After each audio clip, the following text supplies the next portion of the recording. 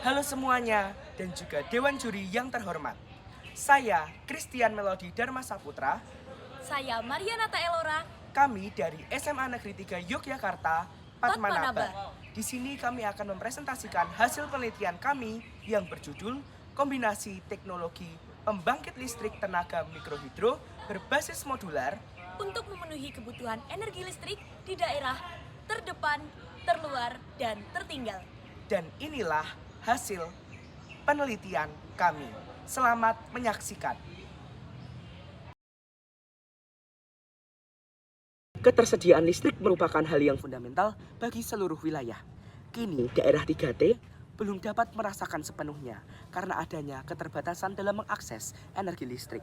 Pada tahun 2023, realisasi konsumsi listrik rata-rata tiap orang di Indonesia mencapai 1.285 tiap kapitanya. Padahal energi listrik menjadi kebutuhan sehari-hari dan mengakibatkan pada pembangunan yang berkelanjutan. Di sisi lain, keberadaan gas karbon dioksida terus meningkat, menyebabkan adanya emisi dengan penyumbang utama adalah PLTU. Hal tersebut merupakan sebuah peluang untuk adanya sebuah solusi. Solusinya adalah PLTMH. Potensinya adalah biaya yang murah dan kapasitas yang besar, dapat menyuplai daya 5 kW hingga 100 kW. Peluang mikrohidro sangat besar dengan jumlah sungai, lokasi, dan pemanfaatan energi yang dihasilkan. Ditambah kombinasi dengan generator hidrogen yang mampu meningkatkan performa mesin dan investasi yang terjangkau dengan dampak lingkungan yang minimal. Dilengkapi dengan software yang dapat menjaga performa alat. Dan tentunya solusi kami selaras dengan salah satu pilar Indonesia Emas 2045 dengan sifat-sifat energi baru dan terbarukan.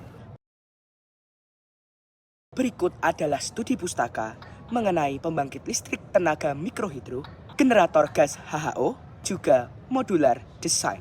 Metode penelitian dengan pendekatan R&D melalui tahapan 4D model, teknik pengumpulan data melalui studi literatur, kuesioner, dan uji lab skala kecil. Pengujian black box testing sebagai metode evaluasi berdasarkan informasi sebuah alat. Berkonsentrasi menemukan keadaan bagaimana program tidak berjalan sesuai spesifikasi. Menggunakan skenario pengujian dan hasil yang diinginkan sebagai acuan pengujian. Analisis kelayakan dilakukan melalui pengisian kuesioner oleh ahli teknologi dengan skala Likert untuk mengukur sikap, pendapat, dan persepsi tentang fenomena sosial. Inilah hasil penelitian. Total konsumsi listrik masyarakat Indonesia mencapai 1.285 kWh tiap kapita. Banyak sungai potensial di Indonesia, 52.000 lokasi di Indonesia yang potensial dapat menyuplai 95 gigawatt. Dan berikut adalah desain yang dirancang. Perancangan dipertimbangkan oleh beberapa faktor seperti kemudahan, pemeliharaan, efektivitas, dan juga pemeliharaan. Turbin dirancang berbasis modular menggunakan Archimedes Screw. Karena Archimedes Screw menawarkan tingkat efisiensi yang tinggi dan ini adalah tahap development. Untuk kebutuhan produk listrik dibuat sesuai dengan rancangan yang sudah dibuat pada tahap desain. Produk dibuat dengan berbagai bahan yang ada. Berikut adalah tahap disseminate. Peneliti dapat menjelaskan secara langsung hasil dan juga cara kerja alat kepada masyarakat. Dan berikut adalah prinsip kerja alat. Mulai dengan air yang melewati turbin dengan minimal 0,5 meter kubik per second.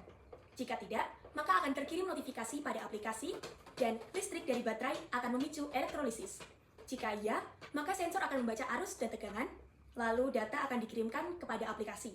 Kemudian menghasilkan listrik 24 watt dan disimpan di dalam baterai. Kemudian, listrik dari baterai memicu elektrolisis. Dilanjutkan pada elektrolisis yang berjalan dan menghasilkan gas hidrogen. Kemudian, gas hidrogen akan dialirkan menuju tabung. Kemudian, sensor tekanan udara memonitor jumlah gas yang masuk. Lalu, tekanan tabung yang lebih besar dan sama dengan 5 kPa, maka elektrolisis akan berhenti. Kemudian, sistem akan mengirimkan notifikasi dan... Berikut adalah hasil pengujian alat melalui black box testing. Hasil menunjukkan input diterima. Dapat dilihat di layar adalah hasil analisis kelayakan dengan poin rata-rata tertinggi yaitu keberlanjutan energi dan juga dampak pada lingkungan. Namun, perlu diperhatikan lebih lanjut mengenai biaya operasional yang memiliki poin terendah dalam aspek kelayakan. Kesimpulan. Saya Christian Melody Dharma Saputra. Dan saya Marianata Elora. Pamit undur diri. Sampai jumpa dan terima kasih.